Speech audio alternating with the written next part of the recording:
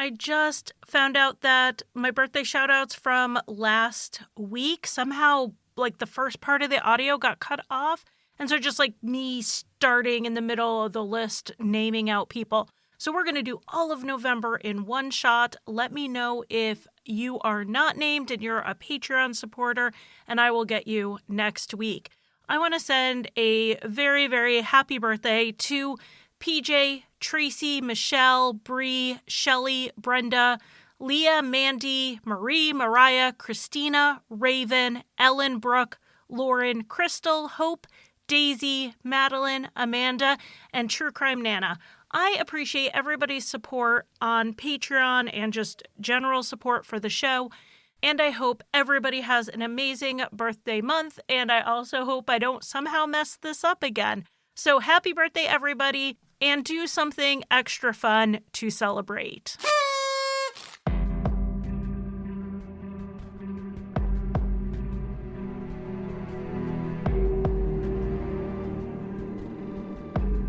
In 2011, Josh and Amber Hilberling's violent marriage ended in a sudden death. Was it an accident during a fight, or was it more than that? I'm Charlie, and welcome to Crime Lines.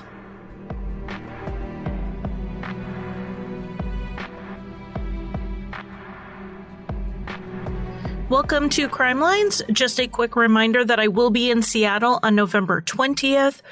We will be at the Orient Express from 6 to 8 o'clock for a meetup with Josh Hallmark from True Crime BS, Lars from Rusty Hinges, Colleen from Misconduct, and I am pretty sure Jessica from Asian Madness will be there as well, and any other podcaster we can rope into coming out to say hi to everyone. I'll have stickers and pins for anyone who comes, so please come by and say hi. On to today's case. This case takes place in Tulsa, Oklahoma, and it was a major headline-grabbing case when it happened. Nancy Grace covered it, Dr. Phil covered it, pretty much everyone covered it. And it is quite the demonstration in there being two sides to every story, so let's get into it. This starts in 2010 when 21-year-old Josh Hilberling and 18-year-old Amber Fields began dating. They had both grown up in Tulsa and they met in passing at a party a couple of years earlier, but it wasn't until early 2010 that they started dating. The relationship between the two of them was very intense for the next 4 months. They were nearly inseparable. But they were facing a separation because Josh was enlisted in the Air Force, and he had to go to Lackland Air Force Base in San Antonio for basic training in May 2010.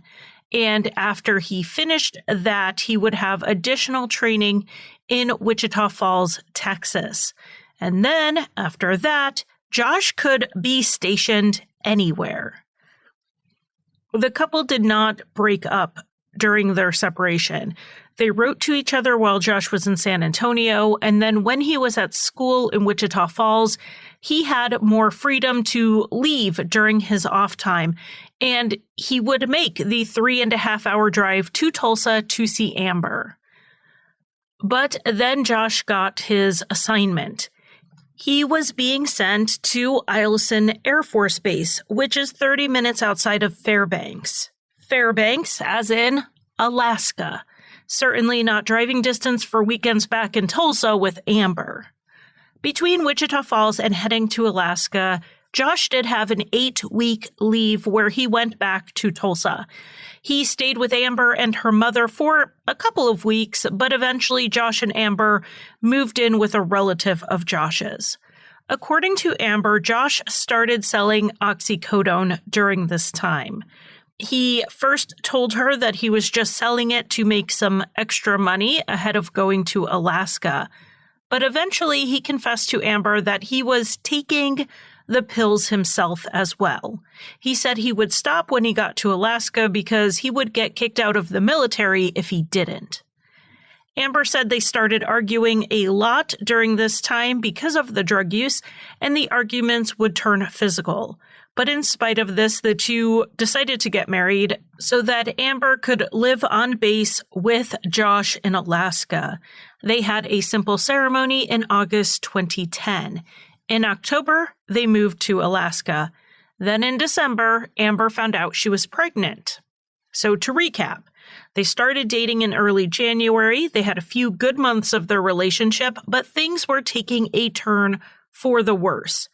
During that time, as things are taking that turn, they got married. They moved 3,500 miles away from everyone they knew and loved, and they found out they were expecting a baby. All of that in less than a year. On New Year's Eve, shortly after Amber found out she was pregnant, a neighbor of theirs reported Josh to the Air Force Security Force after he saw Josh smoking spice, aka K2. Anyway, the police arrived and found a kit for making the K2 along with a recipe for it. These items were confiscated, but from my understanding, K2 wasn't illegal in Alaska until July 2011, which was 6 months after this. So they took it, but Josh wouldn't have been prosecuted for it. 2 days after this incident, the police were called to the house again by a neighbor due to a domestic dispute that they were made aware of after Amber ran to their house for help. Amber told the authorities when they arrived that she had told Josh she wanted to order takeout rather than cooking, and Josh said no. That started the argument. Amber was in the kitchen preparing dinner when Josh knocked a plate out of her hand. He then screamed in her face and grabbed her breast very hard, allegedly trying to rupture her breast implant. The injuries were photographed, so there is some documented evidence here. On Josh's side of the story, he agreed about the argument, but he said that after he had knocked or tossed the plate, Amber repeatedly struck him in the face. That's when he grabbed her by the breast and pushed her up against the wall. Both of them were taken to the station after this incident. The police were reportedly called to the house again in late January, in mid-February, and then twice in March 2011. Josh was taken into custody after at least 2 of these calls, and we know Amber was taken into custody after at least 1 of them, but it doesn't appear like charges were pursued. The 2 did try marriage counseling. They said that they were very much in love with each other. They were just immature and not quite ready for this relationship. However, they were pregnant, and for the sake of their son, it was worth working on their relationship. In early May of 2011, after having been in Alaska for 7 months, the couple ended up back in Tulsa. Josh had been discharged from the Air Force. Some reporting says he was honorably discharged, but the paperwork I saw says that it was in under honorable conditions, general discharge. It was noted in the paperwork that the discharge was due to misconduct, and that misconduct was drug abuse. When Amber and Josh got back to Tulsa, she was 6 months pregnant, and they moved in with Amber's family. Within 2 weeks, Josh filed a restraining order against Amber. This was May 19th, 2011. In the written narrative portion applying for this restraining order, Josh outlined multiple instances of abuse towards him from Amber. All that happened while they were still in Alaska. Josh wrote that on February 18th, he filed a report with the Air Force Security Forces after Amber pushed him and he hit his head on the wall. On April 29th, Josh said that Amber was outside crying and he tried to talk to her. She told him to leave her alone, and he went inside and sat on the couch. When Amber came back inside into the living room, she told him that he had to sleep on the couch, and he said, okay. Amber then pushed/threw a floor lamp at him. It hit him in the head, and Amber stormed upstairs saying she hoped it hurt. The paramedics came and transported Josh to the hospital, where he received 10 staples and 11 stitches. He wrote in the application for the restraining order that he filed another report with the security forces at this time. Josh also wrote that there were other instances he never reported where Amber hit him, punched him, and threw things at him. After filing for the restraining order, though, Josh and Amber almost immediately reconciled. According to Amber's mother, who they were living with at the time, the sheriff showed up at the house to serve Amber with the order. Amber and Josh actually laughed about it. When the hearing came, neither one of them showed up at court, so it was dismissed. Amber's mother quickly tired of having Amber and Josh living with her and her husband. According to Amber's family, they learned Josh was using drugs, and they had a zero-tolerance policy when it came to drugs around their younger children and in their home. Amber and Josh then moved into an apartment her mother and stepfather had at the University Club Tower high-rise in downtown Tulsa. Amber's stepfather was a plastic surgeon, and they kept this apartment for any out-of-town patients who needed a place to stay before or after their surgeries. So it was largely unoccupied, and Amber and Josh moved in. The plan was for the couple to stay there until they could get their own place. It gave them space from the parents. It gave the parents space from them. Amber was 19 and Josh was 23.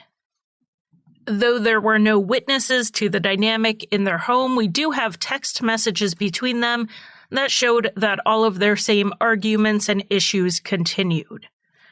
In early June, Josh was planning to go on a trip to Tennessee with some of his friends to see a concert.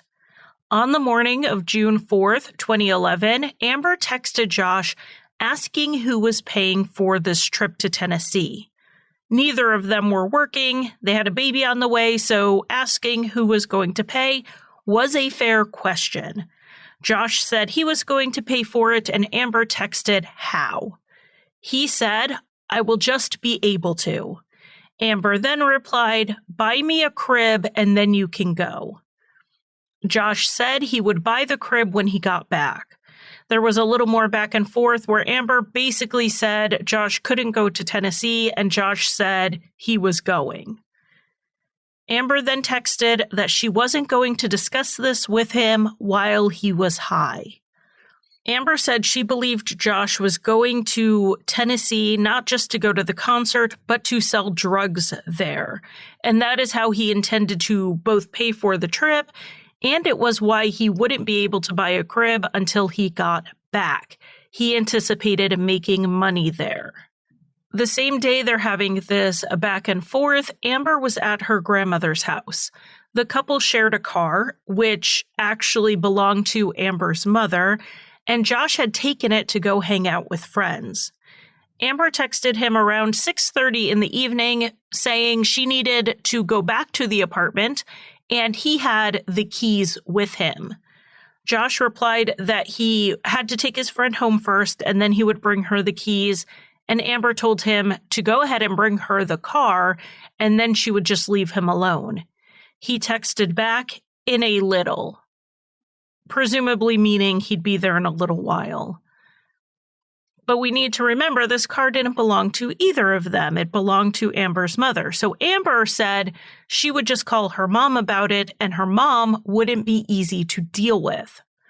Josh's response was basically laughing/making fun of her for telling on him to her mother, but he did bring the car back, and then he left again with some friends. Because of how bad things were, Amber told Josh the next day that she was leaving. She was going to stay with her grandmother for a while to get some space to clear her head. She texted for Josh to take this time to think about what he wanted in life, and she would do the same. Josh did not respond to this text immediately, but he did later text Amber asking her to come pick him up because he was needing a ride to go somewhere else. But when Amber got there to pick him up, Josh had already left. He had managed to get a ride with another friend and hadn't texted her to let her know that. So Amber then started texting Josh what you would really expect from a young person who is upset and emotional. It was stuff about how she was crying and felt stupid and how she had used the last of her gas to go get him and he wasn't even there. She then said she was just done. She was done trying to get love and compassion from him, and she wanted a divorce. It was the only option left. And Josh texted back, "Well, this sucks." Amber then told Josh not to come back to their shared apartment. The next text from Josh was an apology. He said he was always with his friends when he should be spending more time with her. He said he was done with all of that. He didn't want to lose her. And Amber's response to this sudden outpouring of love and remorse was, "Are you drunk or something?" Josh said he wasn't. These were his genuine feelings, and she deserved better, and he could be better. And Amber texted that she didn't know if she could believe him, and there was some back and forth in regards to this, but we don't know anything that may have been said over the phone. We just have these text messages. Whatever communications they had did not resolve things on Amber's side.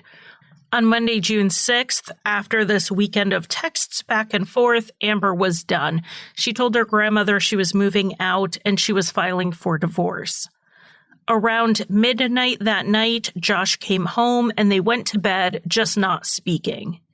They woke up the next morning, which was June 7th, 2011, and things were tense. Their last communications, as far as we know, were basically talking about a divorce.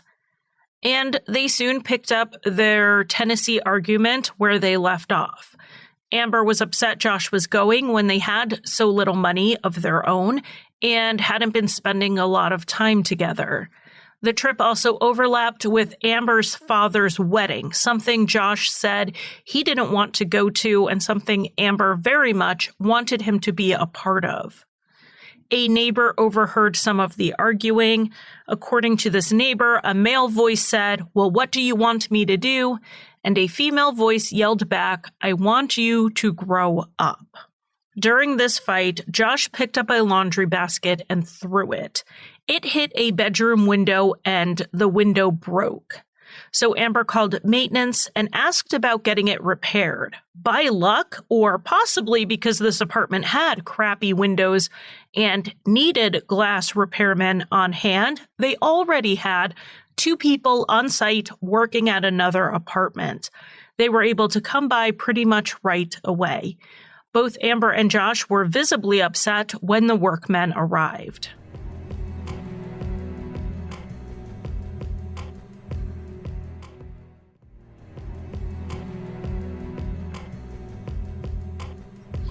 One of the 2 men went down to their truck to grab some supplies, while the other one, Armando Rosales, went to the balcony to begin cutting glass for the repair.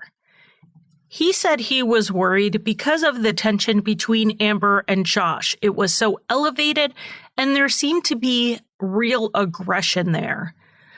Based on what Armando said, it's not entirely sure which direction he was worried about. At one point, one of his statements made it sound like his concern was Josh because he was a big guy. He was 6'4", he was 220 pounds, while Amber was nearly a foot shorter and visibly pregnant.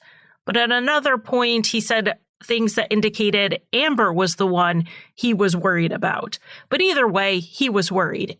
And he kept an ear out while he was working outside of the view of the living room where Amber and Josh were. But he didn't have to listen very hard to hear what came next. He said he heard a loud crash and then screaming. Worried that Amber and Josh's vague arguing had turned physical, Armando ran into the living room to intervene. But when he got there, no one was there. The window was smashed and the front door was open. Armando's coworker was still on the ground, and he called saying he just saw someone fall from the window. So Armando ran from the apartment, and in the hallway, he saw Amber trying to get onto the elevator. She was screaming. She yelled, "Is he dead?" And the two rode down to the lobby. Armando told someone to call 911 immediately. There was a neighbor who had been outside smoking at the time. He saw Josh fall, so he had already called 911. Amber ran outside, but Josh wasn't there. Then it occurred to her that directly below their apartment wasn't street level. It was a parking garage. So she went back up to the 8th floor where the top of the parking garage was, and an apartment manager went with her. The two then found Josh. He had fallen from the 25th floor to the 8th floor. Though he was obviously already dead, Amber kept yelling for someone to help him. She cradled him while saying things like she didn't mean it. It was a little after 4 when paramedics arrived. There was nothing they could do for Josh, but they had to treat Amber, who was in hysterics. She threw up at one point. She passed out at another. She told them she had to call her grandmother. Her grandmother, Gloria, tried to calm her down as Amber told her that Josh fell out of a window after she had pushed him. She said she didn't mean to push him, and according to a medic who overheard the call, Amber said, "I'm going to jail." Amber was taken to the police station, but not immediately arrested. The police didn't know what happened here, and honestly, suicide or accident seemed to be the more likely conclusion. They put Amber into a small interrogation room and allowed her grandmother in there with her. Meanwhile, an officer was in an adjoining room typing up a report. And this officer started overhearing a few snippets of what Amber was saying to her grandmother, and he decided to just go ahead and press record on the audiovisual equipment in the room. Amber was incredibly emotional. She was calling herself a horrible person for having pushed Josh, and she said she pushed him out the window, and our grandmother told her to stop saying that. She asked, "Did you push him intentionally?" And Amber said, "Of course not." Her grandmother told her, "Don't say anything," when the police got in there until her attorney showed up. Amber also said at one point, "I wonder if his parents know yet. They were right. They kept saying, if we stay together, I'm going to kill him." After recording Amber and Gloria for a while, nearly an hour from my understanding, the police asked Amber if she was willing to make a statement. She said her mother was sending an attorney, and after he came, Amber made her official statement to the police. So here is what Amber said happened that day. She said that she was doing laundry while Josh waited on his friends to pick him up. He had packed his bags and had them near the door. Amber told Josh that he needed to give her his key to the apartment, and when he got back from his trip, he needed to find somewhere else to stay. That part actually isn't what triggered the fight. Josh agreed to this. Josh's dad said he called him that day and said he was leaving Amber for good. He asked his dad to come pick him up, but it was the middle of a work day on a Tuesday, and he couldn't come get him. Josh said that was fine because he did have a friend coming. We also know Amber had those text messages backing up that she initiated divorce talk at least in the days leading up to Josh's death.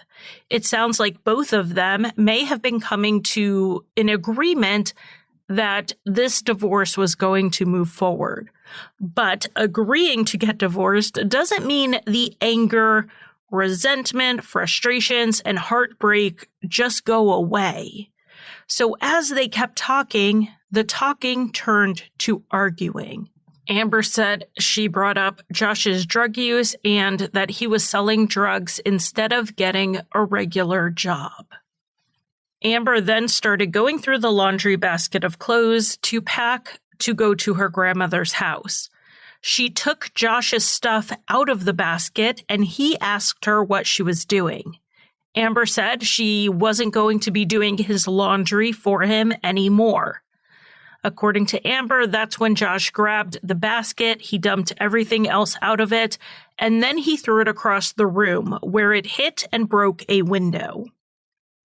So an empty laundry basket hit and broke an exterior window in a 25th floor apartment. If you think that glass doesn't sound very safe, you are correct.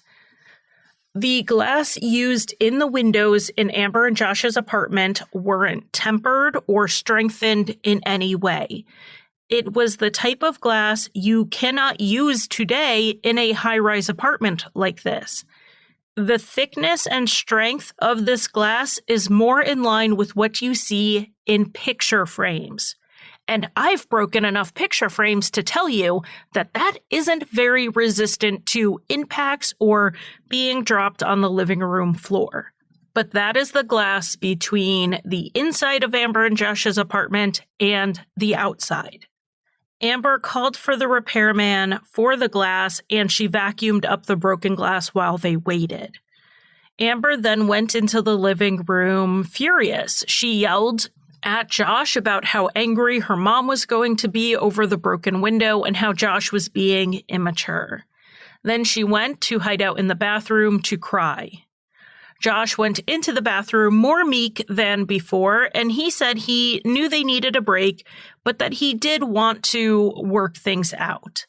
They started talking again, and again, it escalated into an argument. Josh then texted his friends to hurry up. He needed to leave. Amber initially said the argument continued into the living room, where they were standing 2 to 3 feet away from the window.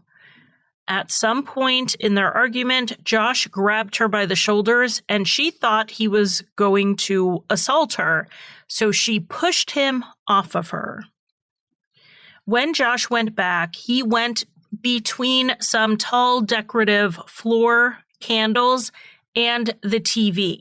She thought Josh's foot may have hit the TV stand, which then tripped him. As Josh went backwards, he hit the window, which shattered.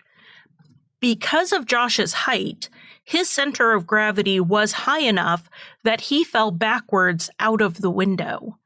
Amber said she was briefly able to grab his foot, but he was too heavy for her to hold on to.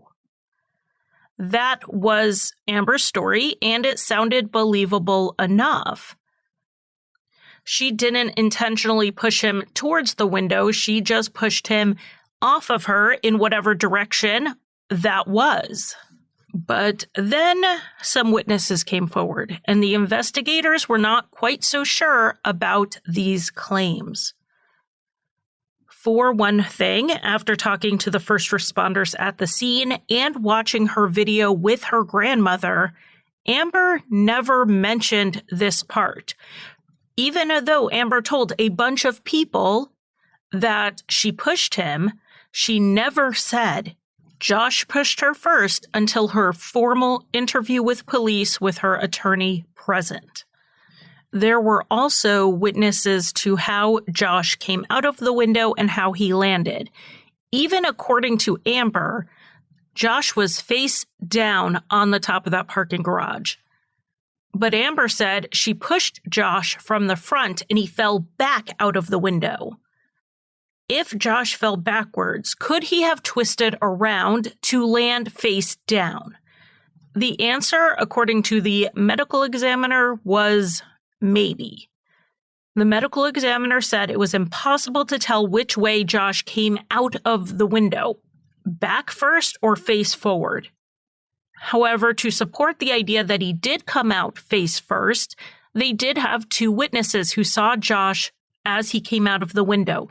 They happened to be outside at the time. Both said, based on their perceptions and memories of the incident, Josh was facing out. Being that Josh was waiting for someone to pick him up, some investigators theorized that he may have been looking out the window, waiting on his ride when he was pushed, not from the front in self-defense, but from the back. Another issue the investigators had with Amber's story was the size difference. Amber was 5'5", Josh was 6'4".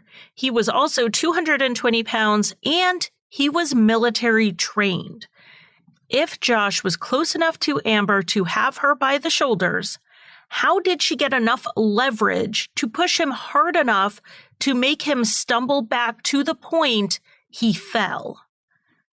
It seemed more likely to the authorities that Amber had caught Josh off guard with the push. That's how she managed to get him off balance enough that he went through the window. But even if all of that was true, did Amber really intend for her husband to go through that closed window? Could she have known the apartment windows were so flimsy that he would go through it? And the answer was maybe. She had literally just seen a laundry basket, empty laundry basket, smash a window in their bedroom. So could Josh going through that window have been her intent when she pushed him? 4 hours after her husband's death, 19-year-old Amber Hilberling was arrested on suspicion of first-degree intentional homicide. Now, I want to be clear that I don't think Amber thought Josh was going to go through that window. Whether she caught him off guard or she pushed him in self-defense, that's the question. But I don't think when she pushed him, she thought going through the window is what was going to happen. That's my opinion. Her defense obviously had the same opinion. They had Amber take a polygraph 2 weeks after Josh's death to prove it. The two questions asked were really the same question. One was, did you push Josh out of the window on purpose? And the other was, did you deliberately push Josh out the window? After running the exam once, they did it a second time with the same exact questions. Amber answered no, and she passed both times. But polygraphs are not admissible in court, and frankly, it wouldn't matter in the end because the state of Oklahoma downgraded the charge to second-degree murder. In Oklahoma, second-degree murder does not require an intent to kill. It's not clear if the state agreed Amber didn't intend to kill Josh or if they just didn't think they could prove it. So in Oklahoma, there are two things the state had to prove at trial to prove murder in the second degree. One is that the act that caused the death was imminently dangerous, and two, the conduct evinced a depraved mind in extreme disregard of human life. So basically, they had to prove that the conduct was something a reasonable person would know had an extreme high risk of death, and that the person had a total indifference to that and a reckless disregard for the life and safety of the victim. If Amber pushed Josh from the front, that caused him to stumble back, trip on the TV, and fall out of the window, they would likely be looking at manslaughter here. But pushing him from the back while he was standing near the window, possibly looking out of it, sounds definitely more like second-degree murder with that extreme disregard for human life. That they were going for second-degree murder made it pretty clear they were going to argue at trial the pushed from behind theory. The state did add a manslaughter charge as a lesser charge the jury could consider in the event they didn't find the action met the bar for second-degree murder. Amber did make bond and was released 2 days after her arrest. She was free on bond in August 2011 when her son was born. But her time on the outside was going to come to an end. A few months later, her bond was revoked. Amber had not kept her ankle monitor charged on multiple occasions, and then she failed drug tests, testing positive for marijuana. Amber, who had said she was shocked and appalled at her husband's drug use, apparently used at least pot herself, and according to Josh's father, Josh complained about it to him. He was upset because Amber wouldn't stop using marijuana during her pregnancy. Amber's story is the complete opposite of that. She said pretty much as soon as they got back to Tulsa from Alaska, it was Josh who was going out partying with his friends all the time, leaving her home alone at her mother's house first and then at the apartment. Well, on autopsy, a toxicology screen was done on Josh. In spite of Amber's claims Josh had spent the month prior to his death partying with friends and doing drugs, his tox report came back negative. This brought quite a bit of Amber's story into question. I'm not saying someone couldn't sell drugs without using them, but she said he was using drugs during this time. The medical examiner is saying, no, he wasn't. There was a neighbor, Nathan, who came forward to say he heard arguing on the day of Josh's death. He then described a sound like someone was running across the apartment. The direction would have been moving across the living room towards the window. He then heard the window breaking. Nathan's story is introducing the theory that Amber didn't so much push Josh as she charged at him. And that would explain how she got enough force to push him out of the window. That said, Nathan was the only neighbor who heard the running. It was a day and a time when a lot of people would have been at work, so it's not surprising there weren't a ton of witnesses. However, that doesn't change the fact that this was one witness interpreting some sounds, and it's not backed up by anyone else or really any evidence. Not like running across a living room leaves a lot of evidence behind, but it's just a solitary story. Amber continued to insist that the push was self-defense and the fall was a tragic accident and really negligence on the part of the building for having such substandard windows. Amber even filed a wrongful death suit against the University Club Tower apartments over it. Now, the prosecution was willing to take Amber to trial on this, but they were also willing to make a deal. This, frankly, was not just an open and shut case. The defense already had window experts ready to come in and testify that the windows were shockingly subpar. That could be persuasive when it's coming to the argument about Amber's disregard for Josh's life and what she could reasonably expect those windows to do or not do.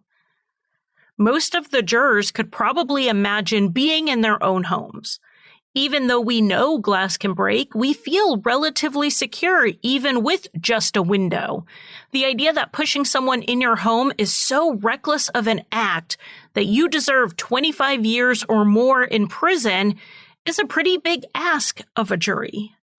So the state offered two deals. The first would have been 7 years in prison, 13 years suspended, and Amber said no.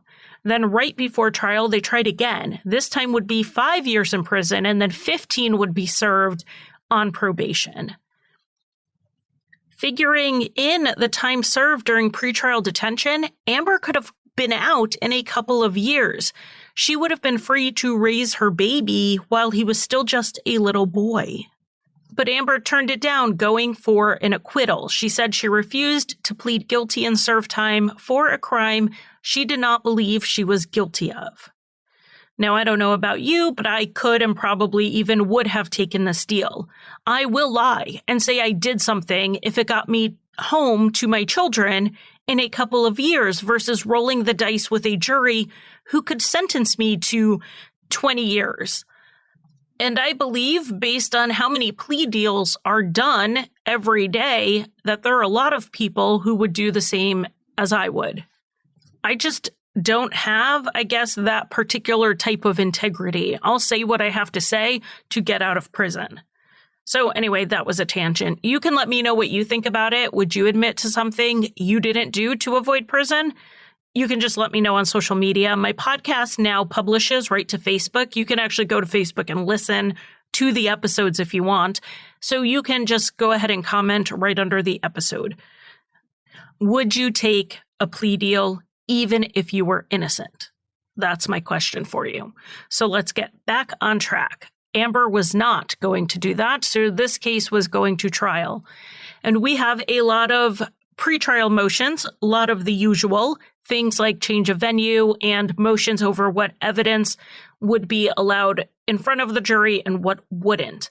I have heard it said that a case is won or lost in these pretrial motions over what the jury will hear, and in this case, I think it's pretty true. As for what the state wanted out, they wanted any talk of Josh's drug use left out. They said it wasn't relevant because his tox screen was clear.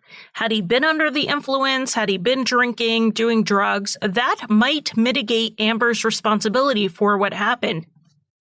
But he wasn't under the influence according to the tox screen, so the drug history was besides the point. The judge agreed, and that was kicked out. The state wanted testimony about the window out, like about how thin it was and how it wasn't safe for an external window.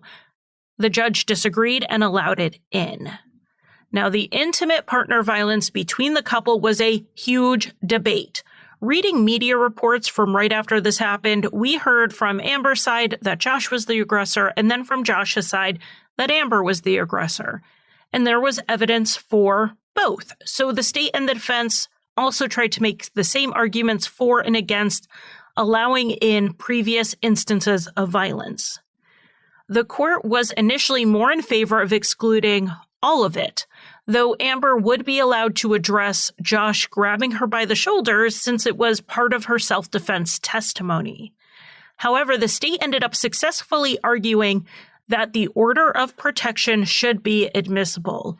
That order was in the living room at the time of the incident, which meant it was part of the crime scene. Even though it had been dismissed after Josh failed to show up at the hearing, it was allowed in because the state was right. It was part of the crime scene. It talked about multiple instances of violence where Josh said Amber was the aggressor, and at least one of those is where she pushed him. For the defense, this was a pretty big loss, but the biggest issue was the videotape of Amber and her grandmother, Gloria, from the police station. They did not know they were being recorded, and they spoke very openly. There were things on the tape that benefited Amber's defense. She was clearly distraught and remorseful and saying things like how she didn't mean for Josh to go out of the window. She kept saying that she pushed him, and Gloria told her not to say that. Gloria told her she had to fight for her baby and for herself, and Amber responded asking who was going to fight for Josh, showing that her concern was with him and not herself in the immediate aftermath. But there were things that didn't benefit Amber, like sound bites of her saying, "I killed Josh." That was not going to sound great to a jury. Also, she never mentioned on those tapes that Josh put his hands on her first. She's talking openly about every detail and every feeling to her grandmother. She doesn't know the police are listening in, and she does not mention self-defense.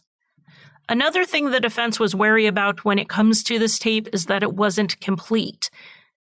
That officer didn't hit record on it the minute they walked into the room. It was only after he realized what they were talking about that he started recording.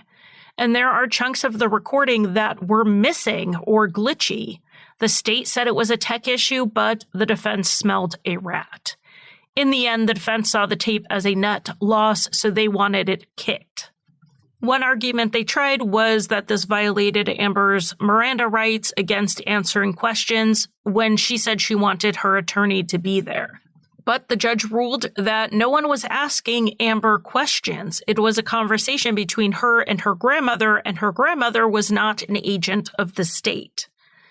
The second argument they tried was that this violated Amber's right to privacy, but the judge determined that Amber didn't have a reasonable expectation of privacy when she's sitting in a police interrogation room. So the video was in. The court also had initially decided to block any images of Josh's body. No one was disputing how he died. No one was even disputing that Amber pushed him. The entire disagreement was over the charge, so there was really no reason to show his body. However, the prosecution pushed back on this, saying that the photographs helped prove their theory that Josh went face first, meaning he was pushed from behind. So some of the images were allowed in. The medical examiner would testify that there was no way to know which way he was facing when he went out the window, so why the photographs to the jury would give more information than the medical examiner, I don't know. I'm not a lawyer or a judge, so I have to accept there's a lot of things I don't know. The conversation about intimate partner violence between the couple was largely left out of the court through all of these rulings, but it was not left out of the media. And the reporting in the media, including coming from the attorneys, was problematic. You know, I really don't like the word problematic very much because we're now using it to avoid calling things out for what they really are. Like we'll say something's problematic because it sounds nicer than calling it racist, I guess. It's a nicer, gentler way of calling things out, and I'm really not a fan of that. But I think in this situation, problematic is the right word here. I don't have a better one. Josh was 6'4", Amber was 5'5", and she was pregnant.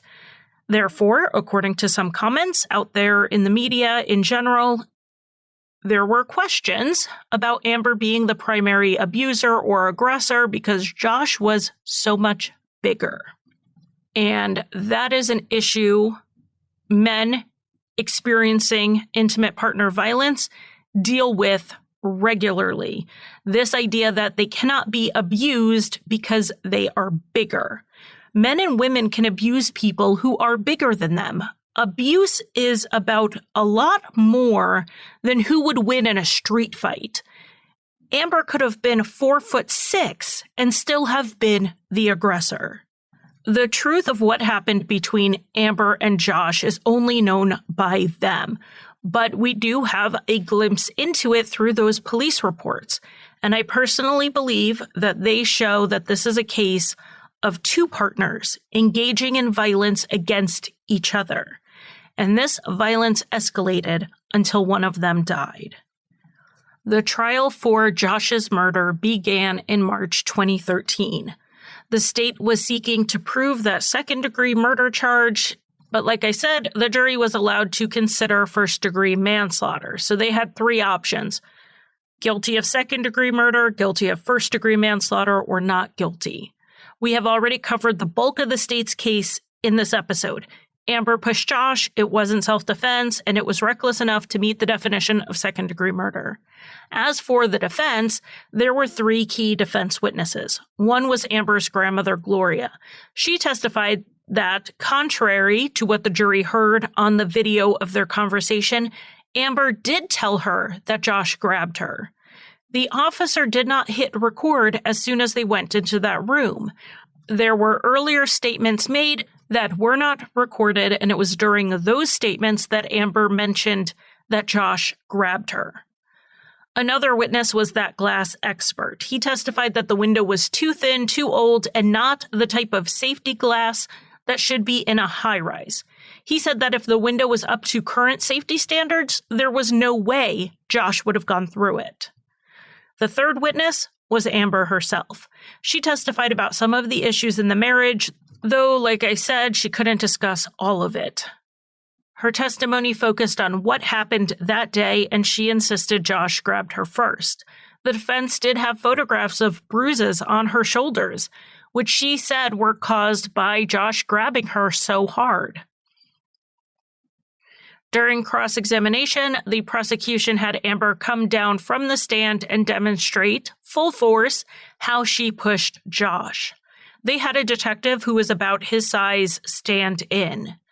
When Amber tried to push him, she could not get him to stumble back the way she said Josh did. This reinforced the state's theory that Amber could not have pushed Josh if he was being the aggressor and braced for it. She must have caught him off guard. This demonstration, and in fact, the video and all of the evidence, was very persuasive to the jury.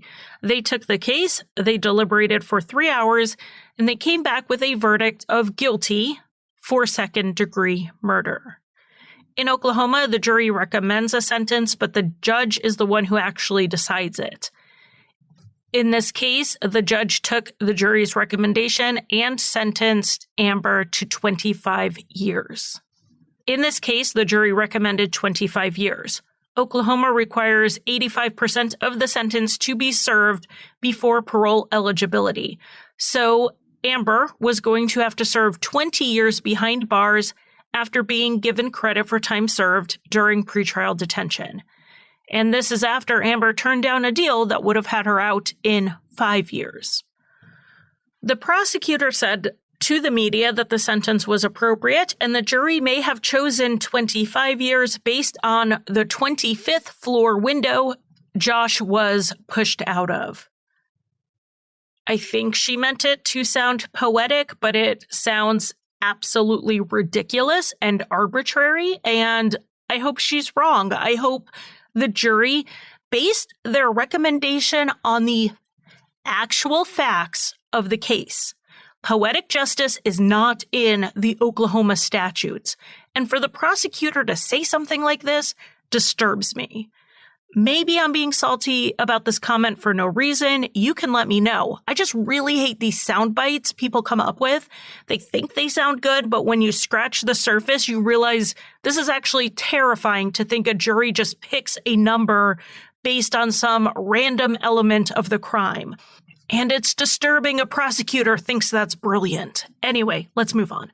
Amber did appeal based on lack of evidence to support the conviction, improper evidence, ineffective assistance of counsel, and prosecutorial misconduct. The prosecutorial misconduct accusation comes from a witness. At trial, they had a jailhouse informant testify that Amber laughed about killing Josh, indicated that she intentionally pushed him, and said, "I killed the bastard." But Amber's attorney talked to the informant later, who admitted she was actually high on meth when Amber allegedly made those statements, and that the prosecutor knew that.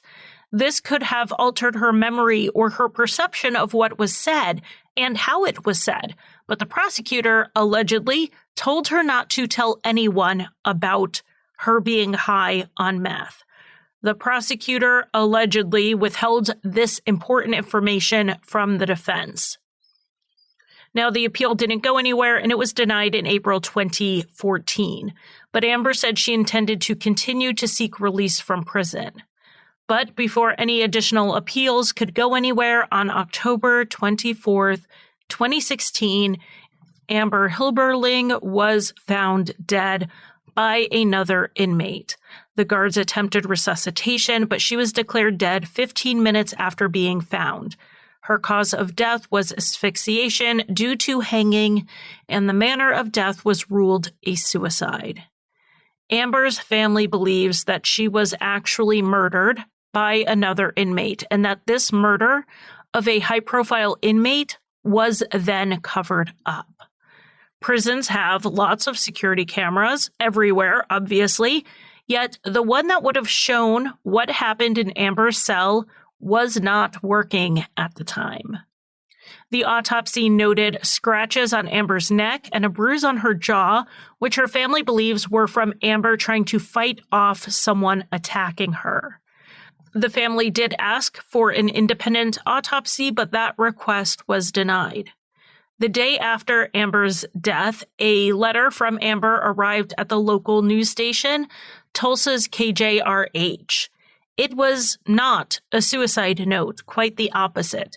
It was Amber agreeing to do an interview. She said she was reluctant at first because of how she had been portrayed in the media previously, but she also knew that her voice was her only hope at getting what she believed was the truth out there, and in changing the circumstances she found herself in. To Amber's family and supporters, this letter contains the words of a woman who was not suicidal, but ready to fight to go home to her son. After Amber's death, Josh's family provided a statement to 2 News Oklahoma. In part, it read, "This is not time to dig up hate and contempt. Joshua and Amber are gone from this earth forever. We are left with pain and memories. Our wish for Amber's family is to try to remember the good times you had with Amber. We are praying for peace for everyone, including Josh's family and friends. Both families have lost a child. There are no winners in either of these horrible events. It is tragic for everyone. Thank you for listening. You can find Crime Lines on Facebook, Twitter, Instagram, and TikTok. Crime Lines is also on YouTube, where I post 2 to 3 true crime videos a week, including an occasional after show where we go over any visuals from that week's podcast episode. Crime Lines is also on Patreon, where I offer early and ad-free episodes as well as bonus content. Visit patreon.com/crimelines. And if you want to buy me a coffee, the official drink of Crime Lines, you can give a one-time donation at basementfortproductions.com/support. And if you need a palate cleanser after listening to heavier true crime shows, check out Rusty Hinges, an occasionally funny history, mystery, and true crime podcast that I co-created and write for.